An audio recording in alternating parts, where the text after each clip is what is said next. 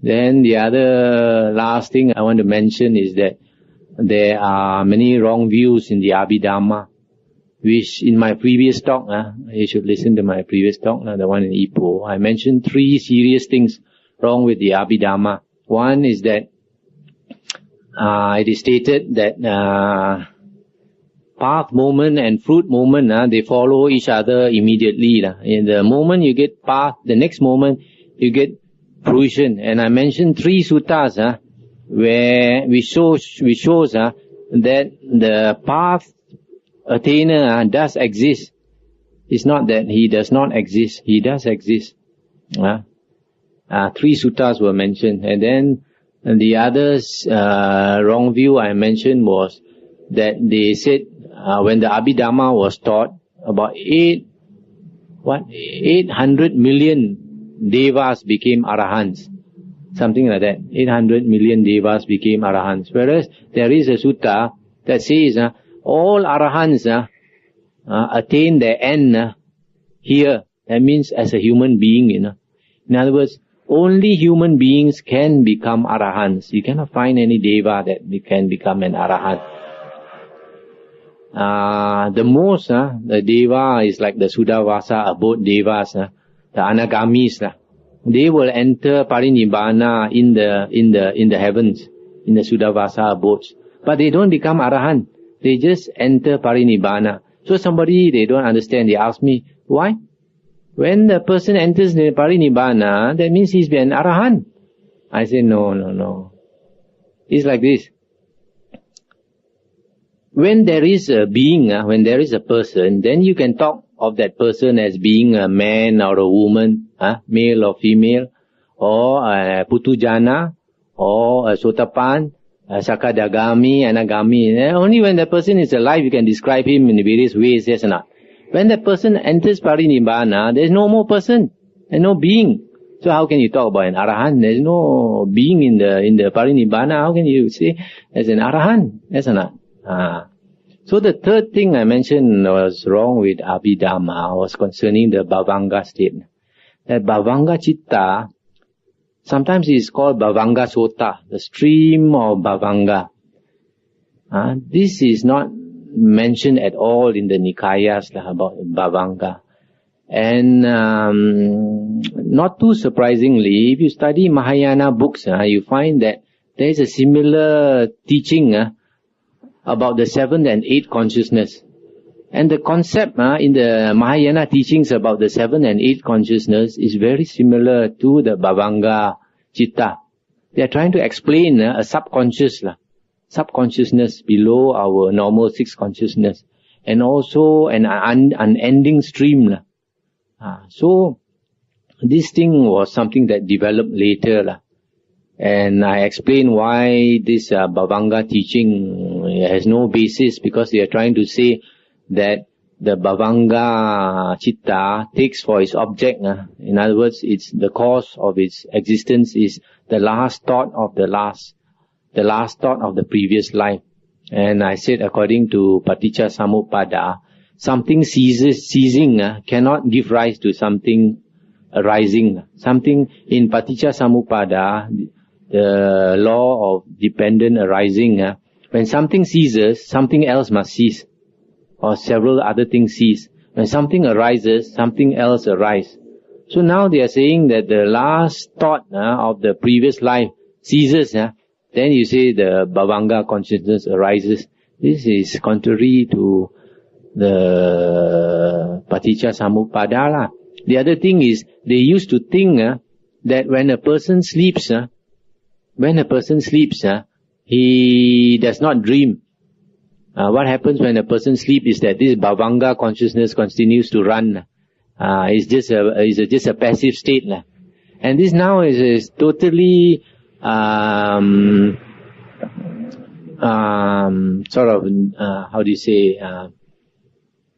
contradicted by science. Science now, they monitor a person who goes to sleep. They find most of the time we are not really sleeping, Whenever we go to sleep, we are dreaming. And this I have also confirmed by using the alarm clock. If you use the alarm clock, you set your alarm clock, for example, half an hour. You see, normally if we sleep, if we are dreaming, we don't know. When we wake up, we don't know. If you have a very good sleep, by the time you wake up, you don't know all your dreams, you've already forgotten them. But if you were to wake up suddenly, say because of the lightning or because of the alarm clock or somebody wake you up, when you are suddenly waken up, you know that you are dreaming. So if you put the alarm clock, as I tested, you put half an hour, you get up, you know you are dreaming. You put 1 hour, you get up, also you know you are dreaming. 2 hours also you are dreaming. 3 hours you are dreaming. All the time you are dreaming. You can test yourself and see.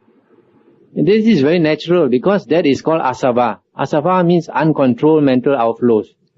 And that is the tendency of the mind to run, to create thoughts.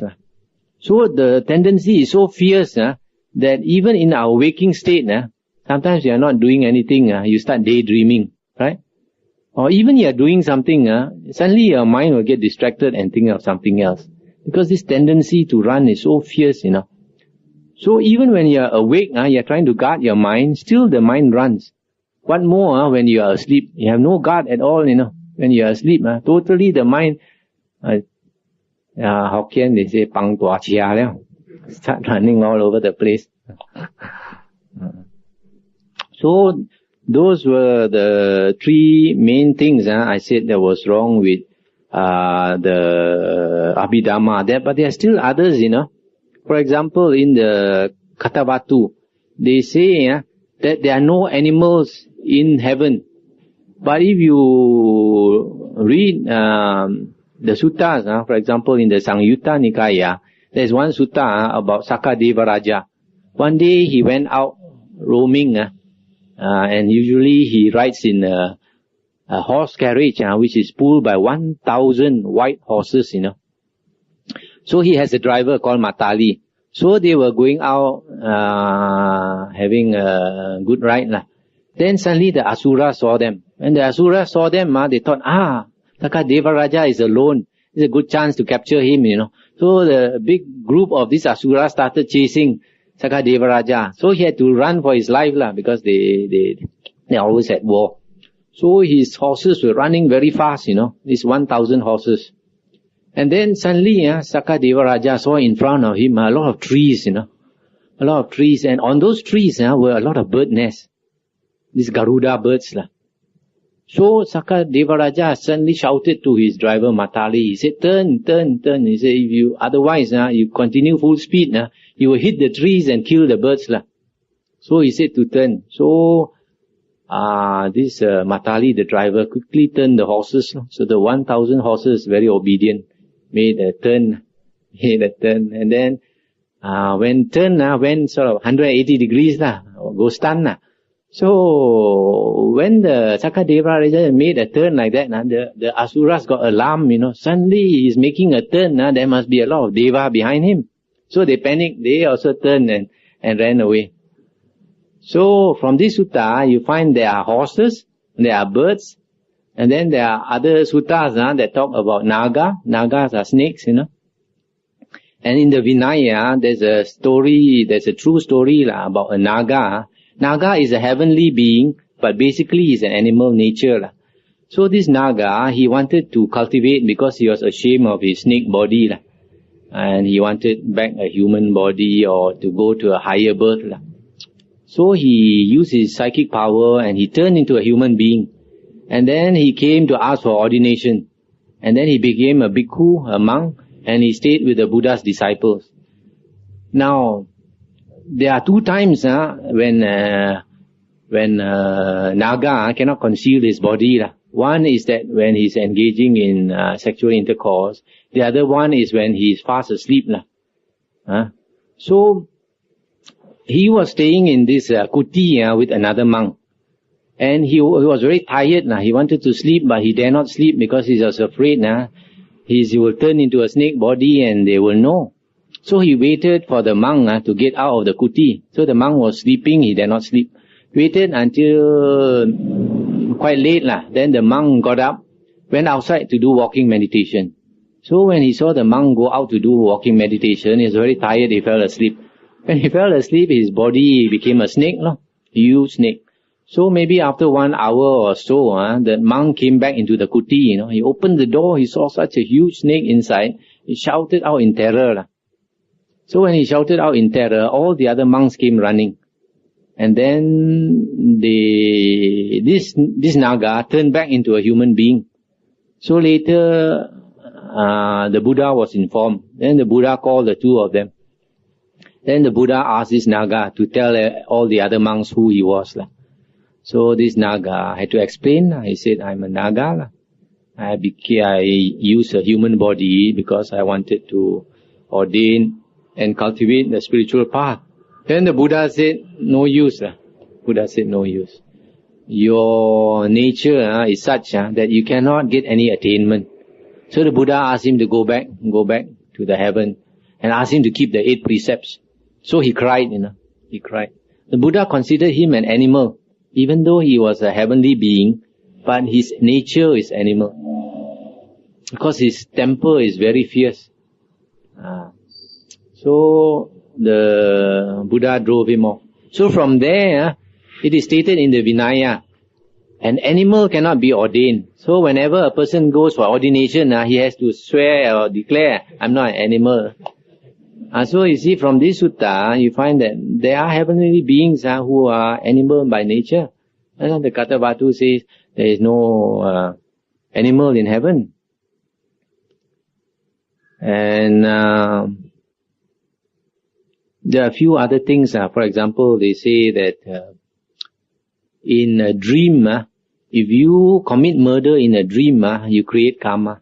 But that one is not very logical, because in the Vinaya, a monk, say like he break, say the precept against sexual misconduct.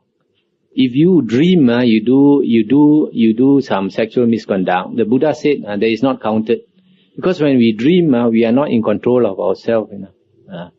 So it's not very logical. How can you in your dream, even you commit murder, it's only a dream, not really in possession of yourself.